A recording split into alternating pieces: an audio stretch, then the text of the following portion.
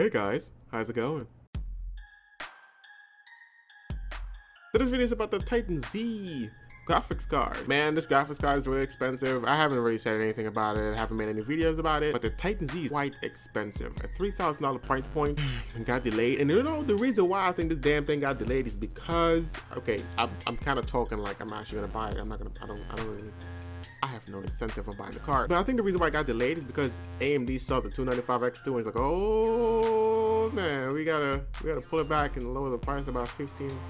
$3,000 compared to the 295 X2, which is about $1,500 bucks. And the score of the, okay, I found a little graph here, which I found on my phone in this section. If the Google Now section that pops up, like when you do searches online, they'll like, you know, give you some other stuff to search that you might be interested in, right? So I found it there, I clicked it, and I got the graph, I downloaded it to my phone. Now, I don't know the website, but if I do find the website, I will put it in the description. However, do take this damn graph with a grain of salt. A grain of salt, okay? One salt. All right, so you're looking at it. Now you're seeing the graph right here.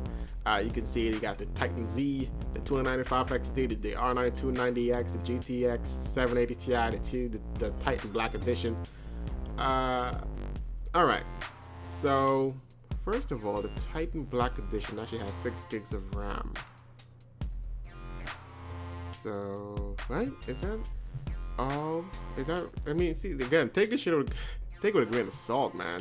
Yep, the Titan Black has 6 gigs of RAM. It doesn't have 3 gigs of RAM right in there. Why is it showing 3 gigs of RAM? So again, take this damn thing with a grain of salt. According to this guy, he did some tests, and the Titan Z doesn't.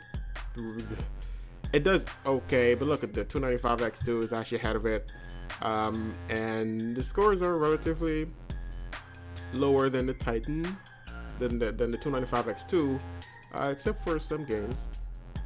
But then let's think for a second if this is actually true, which is probably not.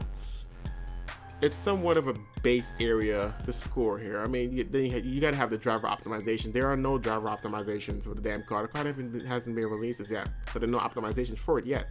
But let's just say this is true for a second. This is really justified, and maybe this is probably the reason why the graphics cards got delayed. Like, the card is not out there. It's supposed to come out in April. So maybe if you saw this, like, oh, we need to rethink the price. And because if you're thinking about it, are you gonna spend $1,500 more for a couple more gigs of RAM and a couple more FPS? I mean, it really, again, it comes down to who you are, what you do with the graphics card. Everybody got different use for it. Some people play games, some people want to render, but then you should be looking into a Quadro, the other alternative, and AMD and NVIDIA. Those are for video rendering and whatnot.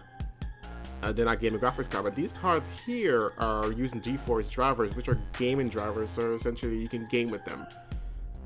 But this is justified. Is it $1,500 more? Is it worth it? And they're probably doing some kind of tweaks, whether it's to the price or to the card itself, maybe giving it a higher clock or something, giving you a piece of candy with the card.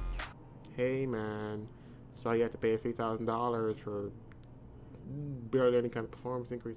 But it's like, dang, the card is really expensive. God shit, NVIDIA really thinking that is a really expensive price tag right now. I don't know what's gonna happen, and that's probably something they're doing. They're probably thinking about some other stuff. I mean, because honestly, guys, honestly, $3,000 is too expensive. $1,500 is a sweet spot. But then you got 2 more extra gigs of RAM because the 295 X2 offers you 4 gigs of RAM, and obviously the Titan Z obviously 6 gigs of RAM. There's 2 more gigs of RAM, and those kinds of RAMs are not that cheap.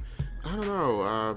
Maybe the highest I would say is $2,000. Don't go more than that, and that's pretty comfortable. But $3,000 is too much. I do apologize for that plane flying above. Oh, do I have to apologize every damn time a plane fly above? Guys, you know, I live next to an airport. I can't do anything about that.